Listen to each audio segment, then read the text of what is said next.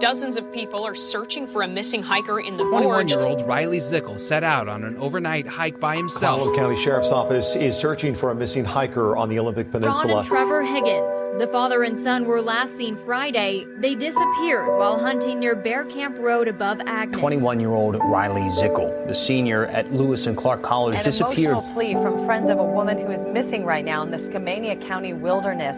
She's 19 years old, Maureen Kelly. Searchers are looking for a 76-year-old farmer who did not come back from mushroom hunting near Grangeville.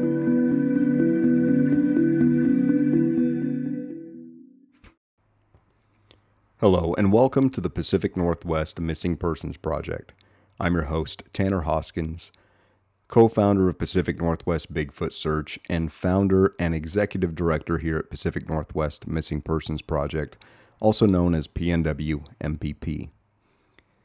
This week's episode is going to be a little bit different. It's once again another update from the Pacific Northwest Bigfoot Search team. We're taking you straight into the field, into one of our most recent expeditions. April 25th through the 27th of 2025. It was a weekend spent deep in the Gifford-Pinchot National Forest, and what we encountered out there was, to put it simply, unforgettable. Picture this. You're standing just north of Willard, Washington. The morning air is crisp. It smells like pine needles, damp earth, and wood smoke from some long-forgotten fire. The trees here, towering Douglas firs and red cedars, form a thick, breathing canopy. Sunlight doesn't break through so much as it sneaks in, touching the moss and ferns and patches. The little White Salmon River flows nearby, carving its way through layers of volcanic stone. This forest feels ancient, watching, waiting. This place is breathtaking, but it's also known for its silence and sometimes its sorrow. On Christmas Eve of 2024, two Portlanders, who appear to be passionate Sasquatch researchers, set out into these very woods, hoping to document evidence of the creature. Sadly, they never made it home. After an intensive 3-day search involving over 60 volunteers, canine teams, and even the U.S. Coast Guard, their bodies were recovered in a remote section of the forest off of Oklahoma Road.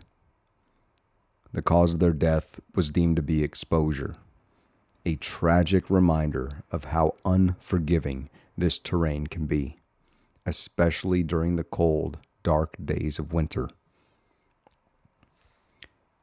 We've spent a lot of time here in this exact location ourselves, investigating missing person cases and analyzing unexplained encounters while searching for that one piece of undeniable evidence. And on this latest trip, we finally found it. The big lava bed lies just to the west of the little White Salmon River. It's the scar of an ancient eruption from Mount Adams, a vast, hardened river of black rock and twisted terrain. It's extremely difficult to traverse, almost alien-like in places. But the edges, the places where forest swallows the lava, are teeming with life. Along the banks of the little White Salmon River, we found a footprint. Not a partial, not a vague impression, a print. The track measures 13.5 inches long and 7 inches wide at the toes, with a clear, deep heel. No boot tread, no claw marks, just a raw, weighted impression, fresh and unmistakably bipedal. We all stood around it in silence, trying our hardest to debunk it, trying to find some logical explanation.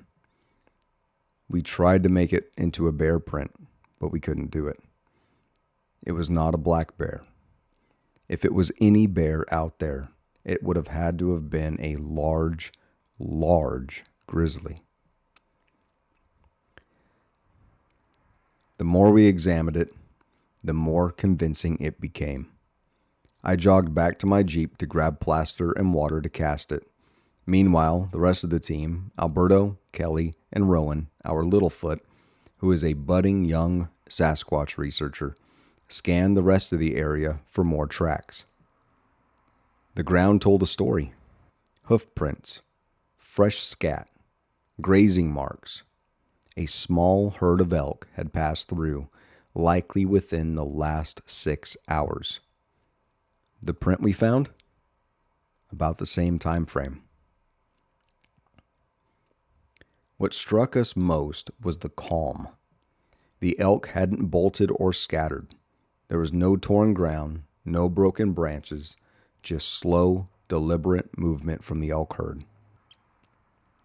Whatever was behind them wasn't hunting them. The elk herd felt no pressure. To add to the mystery, just a mile and a half upriver back in 2019, a Sasquatch was sighted in broad daylight by a forestry worker.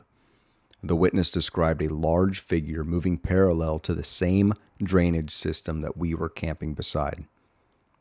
The road where the sighting occurred has since been closed off with a rock berm and a steel guardrail, making it inaccessible to almost every vehicle. That corridor between the big lava bed and Willard is becoming more and more of a hotspot. With closed gates and barriers all over the place, minimal human activity mixed with dense forest, closed roads, and ample wildlife, if something wanted to live undetected, this is the place it would do it. We placed trail cameras throughout the area, along with acoustic recorders to capture possible vocalizations or tree knocks. But boots on the ground? That's still the best way to feel the pulse of a place like this. And let me tell you, this forest is alive with mystery. If you can picture it, mist curling over a creek bed at dawn, a silent herd of elk winding between the trees, and one massive print pressed into the damp earth behind them. If you can picture that, you're right there with us. In the coming weeks, we're heading to Boring, Oregon to show the cast to Cliff Barrickman at the North American Bigfoot Center. We'll get his expert opinion and share that with you in a future episode. While I know that this is not the typical missing person case episode, I wanted to share this incredible update. 5 years of constant research. Whether in the snow, the rain, or the beautiful summer months, we are in the field investigating every chance we get. And we finally found something.